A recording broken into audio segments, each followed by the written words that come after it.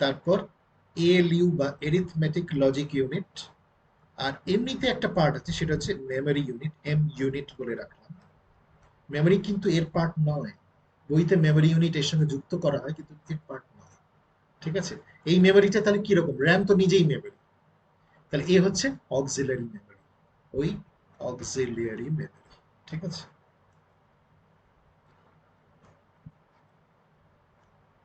বা ডিস্ক। প্রথম যখন ডেটা এলো র্যাম থেকে, সে বাইপাসড হয়ে কোথায় স্টোর হলো, কন্ট্রোল ইউনিট। ধরো আমি লিখলাম 10 + 15। ঠিক আছে, এই 10 আর 15 কি জানো, একে কি বলে, অপারেন্ট। খাতায় লিখতে পারো। আর প্লাসটাকে বলে অপারেটর। অপারেন্ডের মাঝখানে থাকে অপারেটর। যে কোনো ম্যাথমেটিক্স করতে গেলে তাই কিন্তু। তুমি কোথাও লিখবে +10 15, না, তুমি 10 + 15ই লিখবে। তুমি 10 × 15ই লিখবে, 15 ÷ 10 লিখবে। তার মানে সাইনটা তুমি মাঝখানে দেবে, আর সেটাই হচ্ছে অপারেটর। আর দুদিকে যারা আছে তারা হচ্ছে অপারেন্ট। তাহলে অপারেটর না পেলে কাজ করতে পারবো, এটা ঘটনা। কিন্তু এটাকে কি বলে, 10 + 15 যদি আমি লিখি, এটাকে তো এইভাবেও প্রকাশ করতে পারতাম, a + b, এর মান 10 আর বি এর মান 15, তাহলে কনস্ট্যান্ট ভ্যালু। তখন a + b কে আমরা কি বলবো, ম্যাথমেটিক্সে কি বলবো, a + b এই অংশটুকুকে ম্যাথমেটিক্সে কি বলবে, হ্যাঁ বল, একটু জোরে বলো। না, ম্যাথমেটিক্সে তো অ্যালফাবেট বলবে না, হ্যাঁ বল। হ্যাঁ হ্যাঁ, চলরাশি। ও বাংলায় যেটা বলেছে ভুল কিছু বলেনি, কিন্তু এটা একটা নাম আছে, একেবারে এক্সপ্রেশন। কিন্তু যদি আমি এটা এরম করি, সি = a + b, তাহলে ইকুয়েশন। তাহলে ইকুয়েশনের মধ্যে এক্সপ্রেশন থাকে, এক্সপ্রেশনের মধ্যে ইকুয়েশন থাকে না। ঠিক আছে, কত অঙ্ক করেছো, নাম্বার 1 লিখেছো, নাম্বার 2 লিখেছো, ভ্যানিশিং মেথড হোক, এই মেথড হোক, সাবস্টিটিউট মেথড হোক, তার থেকে এ বির ভ্যালু বার করেছো, তাই তো। তাহলে এটা হচ্ছে এক্সপ্রেশন। মজার ব্যাপার হচ্ছে এই যে এ আর বি, এটা কম্পিউটারের মেমোরির কোথাও স্টোর হয়ে আছে। কোথায় স্টোর হয়ে আছে, তাকে বলে রেজিস্টার। সেটা আজকে লিখতে হবে না, রেকর্ডিং এ থাকে। রেজিস্টার মানে হচ্ছে টেম্পোরারি মেমোরি এরিয়া। কালকে এসে ও আবার এই সিটটা নাও পেতে পারে, পরের দিন পড়তে এসে টুক করে ও এসে এই জায়গাটা বসে পড়বে। কিন্তু তাতেও কোনো অসুবিধা হবে না, কারণ টেম্পোরারি জোন। কিন্তু পরীক্ষার সময় যখন রোল নাম্বার দিয়ে রেখেছে, তখন কিন্তু ওইখানেই বসতে হবে। তাহলে একটা হচ্ছে পার্মানেন্ট মেমোরি, একটা টেম্পোরারি মেমোরি। তাহলে রেজিস্টার হচ্ছে টেম্পোরারি মেমোরি, যেখানে ডেটা স্টোর হবে, but for a certain period of time, চিরকাল নয়। আচ্ছা, এরকম রেজিস্টার অনেক রকম আছে। তাহলে এর জন্য একটা রেজিস্টার, তাহলে এ রেজিস্টার। বির জন্য একটা রেজিস্টার, তাহলে বি রেজিস্টার। আবার প্লাসের জন্য একটা রেজিস্টার, সেটা হচ্ছে সাইন রেজিস্টার, যেখানে সাইনটা স্টোর। বেশ, কিন্তু মজার ব্যাপার কি জানো, বি রেজিস্টার আসবে এর ঘরেতে, এসে যোগ হবে। মানে 10 + 15, তো 10টা তো স্টোর হয়ে আছে, 15টা আসবে 10-এর সঙ্গে স্টোর। ভেবে দেখো, অঙ্ক তো তাই। 10 + 15, আমরা ভাবি 10 আলাদা 15, না না, আলাদা তো নয়, 10-এর সঙ্গে 15 অ্যাড। 10 কার সঙ্গে অ্যাড হবে, সেও তো কারোর সঙ্গে অ্যাড হবে, জিরোর সঙ্গে অ্যাড হবে। যার কেউ নেই তার জিরো আছে, ব্যাপারটা এরকম। তাহলে জিরোর সঙ্গে 10 অ্যাড হলো, তাহলে জিনিসটা হলো 0 + 10 10। 10-এর সঙ্গে 15 অ্যাড হলো, 10 + 15 25। তোমরা 2-4 দিন বাদে শিখবে তোমাদের বুলিয়ান অ্যালজেব্রার মধ্যে, এটাকে আমরা বলি মিন টার্মস। ছোট্টবেলায় বাবা শিখিয়েছিল না এরকম ধরনের, 8 12 10, এগুলো যখন অ্যাড করছো, তখন শিখিয়েছিল 10-এর সঙ্গে আগে 0 + 2 2, 2 + 8 10, এরকম শিখিয়েছিল না। তার আবার ক্যারি পার্ট আছে এরকম ধরনের, 0 হলো ক্যারি 1, এরকম অপশন আসবে। কিন্তু প্রত্যেকটার জন্য একটা করে রেজিস্টার আছে। অতটা ক্রিটিক্যাল করবো না, ইজি করছি এবার। কন্ট্রোল ইউনিটে গিয়ে 10 + 15 স্টোর হলো, কিন্তু ক্যালকুলেট হলো না, কারণ কন্ট্রোল ইউনিট বস, সেসব ডেটা পাবে। সারাদিন অফিসে কাজ করার পর তুমি, আমি বস, তুমি আমার এখানে জমা করে চলে গেলে, সারাদিন খাটলে তুমি, তোমাকে দিয়ে খাটালাম, কিন্তু স্টোর করলাম আমি, আমারও খাটুনি আছে। বিকেল 4টে বাজার পর ও চলে গেল, এবার আমি আমার যে বস তার কাছে গিয়ে ওইগুলো জমা করবো।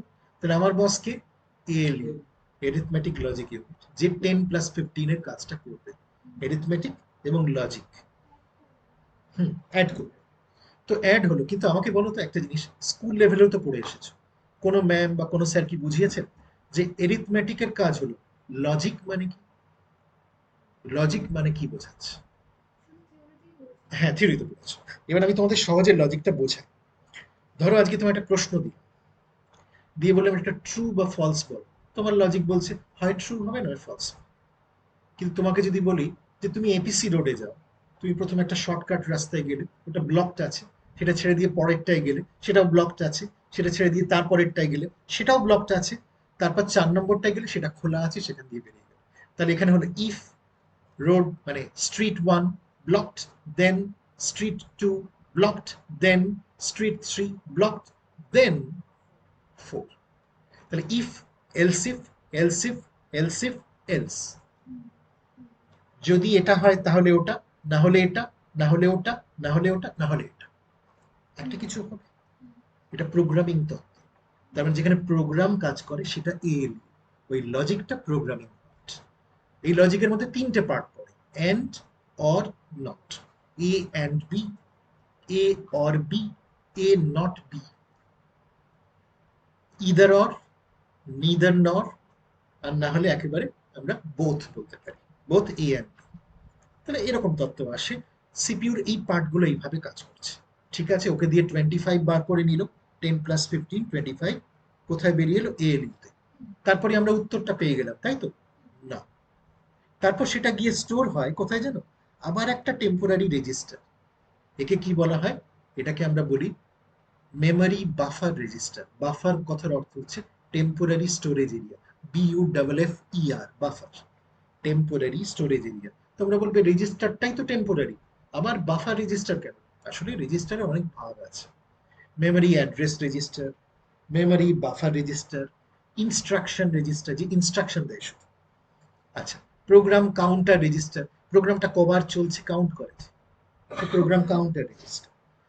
আবার কি ইনপুট আউটপুট রেজিস্টার, যে ইনপুট হলো এবং আউটপুট বেরোলো কিনা সেটা চেক করছে, মানে কিবোর্ড কাজ করছে কিনা অথবা মনিটরে শো করছে কিনা, এগুলো দেখছে। তাহলে তার জন্য হচ্ছে অ্যাকচুয়ালি না ইনপুট আউটপুট রেজিস্টার। এরকম ভাগ আছে। তার মানে 25 গিয়ে রেজিস্টারে স্টোর হলো, রেজিস্টার থেকে সেটা কোথায় গিয়ে স্টোর হবে? সেটা স্টোর হবে ডিস্ক, এই ডিস্কে গিয়ে স্টোর। এই ডিস্কে যখন স্টোর হবে না, তার একটা পদ্ধতি আছে। ধর একটা ছোট্ট বাচ্চা হোলি চাইল্ডে এলো, তার মা তাকে টিফিনে দিয়েছেন এগ টোস্ট।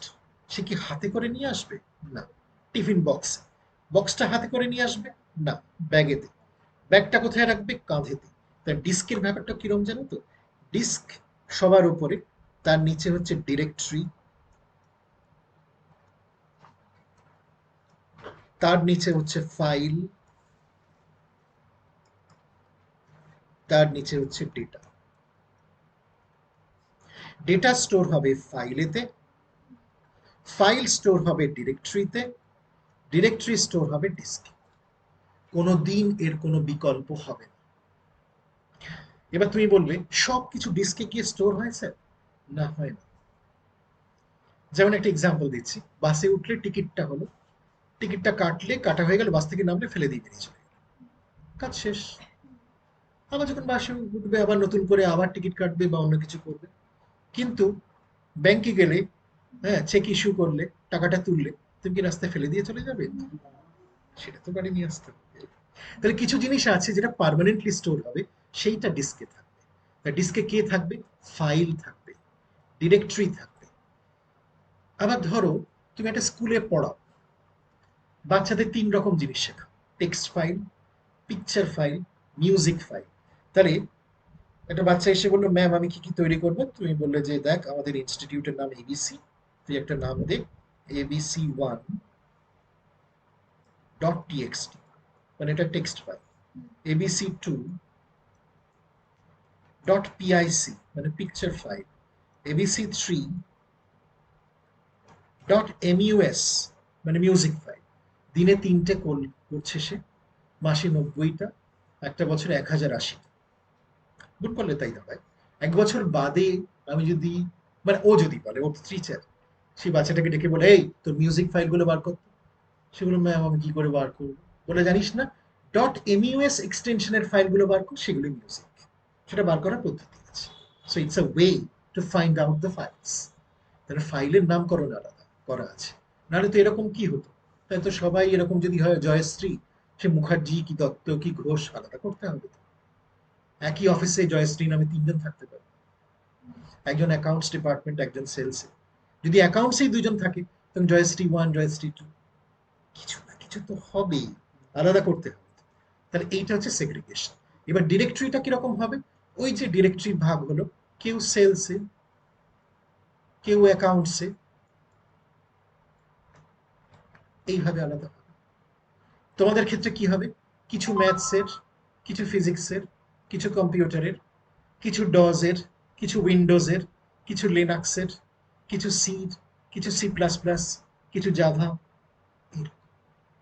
এইগুলো হচ্ছে ক্যাটাগরি। এইভাবে আলাদা হচ্ছে। এখন প্রশ্ন হচ্ছে, আমরা যখন ডিস্ক নিয়ে কাজ করি, এবার নেক্সট স্ক্রিনে আসবো, এই জায়গাটা ক্লিয়ার তো? রেকর্ডিং হচ্ছে কিন্তু কোনো অসুবিধা নেই, পরে থেমে থেমে যেতে পারবে, দারুণ রেকর্ডিং পাবে পরে থেকে। আচ্ছা, যখন এখানে স্টোর হবে ব্যাপারটা, এই ডিস্কের ক্ষেত্রে ধরো ডিস্কের ক্যাপাসিটি হচ্ছে 1 টেরাবাইট টিবি। তোমরা কম্পিউটারে একক জানো তো?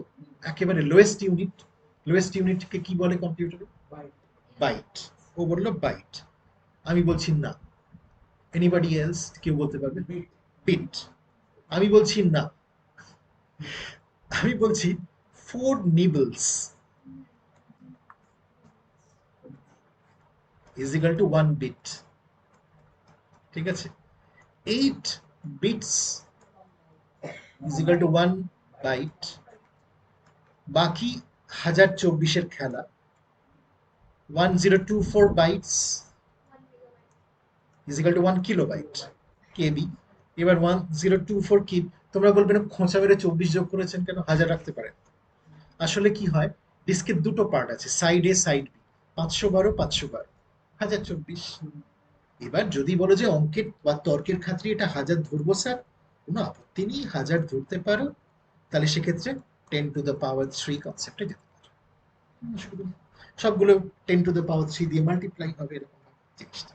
এটা তর্কের খাতিরে সহজ করে। এই 1 টেরাবাইট ডেটা যেটা ওর মেশিনে আছে ল্যাপটপেতে, সেখানে কি হলো, ও 3টে পার্টিশন করলো। একটা পার্টিশন সি, একটা পার্টিশন ডি, একটা পার্টিশন ই। সি তে রাখলো 500 জিবি, এটাই রাখলো 250, আর এটাই 250, তাহলে মোট 1000। ওই 1000টা মানে 1 টেরাবাইট অ্যাপ্রক্স ধরছি। একে কি বলে? একে বলে লজিক্যাল পার্টিশন। মানে ধরো ওরা 3 বোন, বাবা 2 লাখ টাকা ভাগ করে দিলেন, ওকে 1 লাখ দিলেন, ও খুব খুশি, বাকি দুজনকে 50,000 করে দিলেন। ঠিক আছে, এরকম 3 বোন পেলো এরকম। টাকাটা তো অ্যাকিমুলেট করলে সেই বাবার টাকা, বাবা তো একজনই ফিগার এক্ষেত্রে, তার মানে হার্ড ডিস্ক একটাই ফিগার, শুধু লজিক্যাল পার্টিশন এইভাবে ভাগ করা হচ্ছে। কেন ভাগ করা হচ্ছে? ওই 500 জিবির প্রথম যেটা সি করেছি ওটা সফটওয়্যার ইনস্টল করবো, পরের 250 জিবিটা পার্সোনাল কাজের জন্য, পরের 250 জিবিটা মাল্টিমিডিয়ার জন্য, এরকম আলাদা করা। তার মানে আরো গুছানো, ওই সারাদিনের রুটিন হচ্ছে। ঠিক আছে, যত গোছানো যায়। এটাকে কি বলে? যদি 3টে পার্টিশন থাকে তাকে বলে প্রাইমারি পার্টিশন। যদি 3-এর বেশি হয় তখন সেকেন্ডারি পার্টিশন। আর দরকার পড়ে না, কেউ কেউ সেকেন্ডারি পার্টিশন নিয়ে কাজ করে। তাহলে এটা ছিল আবার একটা সেকশন যেখানে আমরা পাচ্ছি কিলোবাইট, মেগাবাইট, গিগাবাইট, টেরাবাইট। আমার আজকে একটা রাত্রিবেলা তোমাদের গ্রুপেতে পিডিএফ যাবে, সেটা আমার কম্পিউটার ফান্ডামেন্টালসের আমার নিজস্ব বই, ওটা মার্কেটে আসছে। ওটা একটা রেপ্লিকা তোমরা পাবে 20-22 পেজের। সেখানে তোমরা পাবে ইয়ট্টা বাইট, জেডটা বাইট, সাটা বাইট। সাটা বাইট মানে কি জানো তো? ওই একটা রোবট বলে, না রোবট বলে কি একটা হিন্দি সিনেমা নাকি একটা হয়েছিল না এরকম ধরনের, সেই রোবটটা এরকম করে পড়ে নিল 10,000 পেজ, সব পড়া হলো। সাটা বাইট মানে হচ্ছে রোবোটিক্স। তার মানে সে 10,000 পেজের বই 10 সেকেন্ডে পড়তে পারে, সব মনেও রাখতে পারে। তুমি যা প্রশ্ন করবে সব, মানে একটা ইউটোপিয়া, মানে সব পেয়েছি দেশের মতো, যা চাইবে সব পাবে। রোবোটিক্স এর ব্যাপারটা সেরকম জায়গায় আর্টিফিশিয়াল ইন্টেলিজেন্স আছে, সাংঘাতিক ব্যাপার এটা। এবার নেক্সট স্ক্রিন, নেক্সট এরিয়া কিরকম জায়গা, ধরো যদি এরকম একটা সিচুয়েশন অ্যারাইজ করে, কম্পিউটারকে আমি একটা কমান্ড দিচ্ছি। প্রথমত তোমরা বলবে কমান্ড কেন স্যার, এটা তো একটা মেশিন, তাহলে আপনি বলুন ইনস্ট্রাকশন দিচ্ছি। না, আমি প্রভু, ও আমার ভৃত্য, তাই না? মাস্টার স্লেভ রিলেশনশিপ কম্পিউটারে আছে, মাস্টার পার্টিশন স্লেভ পার্টিশন, তাই থেকে জন্ম। ঠিক আছে, তাহলে আমি যদি প্রভু হই আমি কি বলবো, কমান্ড দেবো, ইনস্ট্রাকশন দেবো না। কিন্তু যাবে ইনস্ট্রাকশন, ঠিক আছে, এই ইনস্ট্রাকশন কখনো একটা যেতে পারে, কখনো সেটা এন সংখ্যক হতে পারে। যদি একটা যায় তাহলে তো কোনো সমস্যা নেই, কিন্তু আমি পরের পর ইনস্ট্রাকশন দিয়ে যাচ্ছি, তাহলে তখন কি মাল্টি প্রসেসর হতে হবে মেশিন, অনেক প্রসেস করতে পারবে একসময়, একই সঙ্গে কাজ করতে পারবে। আর এই কমান্ড দুরকম হয়, একটা হচ্ছে ইন্টারনাল আর একটা এক্সটার্নাল। পার্থক্যটা কি?